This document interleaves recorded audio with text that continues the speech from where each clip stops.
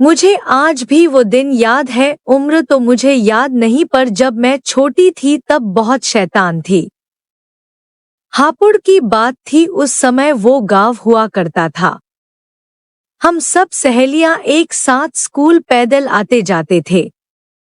रास्ते में घोड़ा गाड़ी, बैल गाड़ी वाले मिलते थे, जो अपनी गाड़ी के ऊपर सुंदर सुंदर कलगियां लगाया करते थे। हम जब भी देखते तो कलगियां लेने को दिल मचल उठता, पर गाड़ीवान के होते ये सब संभव ही नहीं था। एक बार जब हम स्कूल से लौट रहे थे तब देखा गाड़ीवान नहीं है, शायद आस पास लघुशंका के लिए गया होगा। हम सबने आपस में इशारा किया और लगे तरकीब भिड़ाने की कलगी कैसे उतारी जाए। चूंकि हमारी लंबाई इतनी नहीं थी कि हम कूदकर उसको ले आता, तय हुआ दो की पीठ पर चढ़कर मैं उतारूंगी।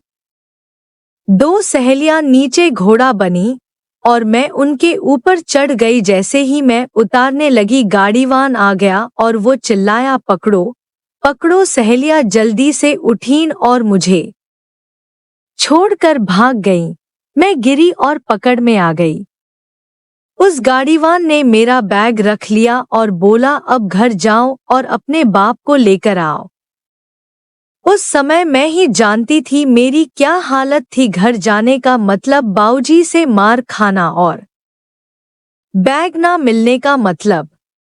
मैं रोने लगी। वहां कोई मेरी सहायता करने वाला भी नहीं था। सहेलियां पता नहीं कहाँ थी। मैं बहुत देर तक वहीं बैठी रही, क्योंकि दोनों का ही मतलब चाटे खाना था। 1 बजे घर पहुंचने वाली, जब 3 बजे तक घर नहीं पहुंची तब माँ को बहुत चिंता हुई। बाऊजी किसी काम से अचानक ही घर आए। पता लगते ही वो भी घबरा गए और मुझे ढूंढने चल दिए। उस समय फोन नहीं होते थे। बाऊजी कहकर गए थे, मैं जिस रास्ते से स्कूल जाती है उस रास्ते से स्कूल जाकर पता करता हूँ, फिर पुलिस में रिपोर्ट लिखवाऊंगा। मैं वहां बैठी इंतजार कर रही थी, कोई तो आए। जैसे ही दूर से बाऊजी दिखे मैंने चिल्लाना शुरू कर दिया, बाऊजी बाऊजी। पास आने पर उन्हें सब माजरा पता चला। उन्होंने उस गाड़ीवान को डांटा कि बच्चों को डराते धमकाते हो, और बैग दिलवाया। सारे रास्ते में कांपते कांपते घर आई और घर आकर जो कुछ हुआ मैं ही जानती हूँ।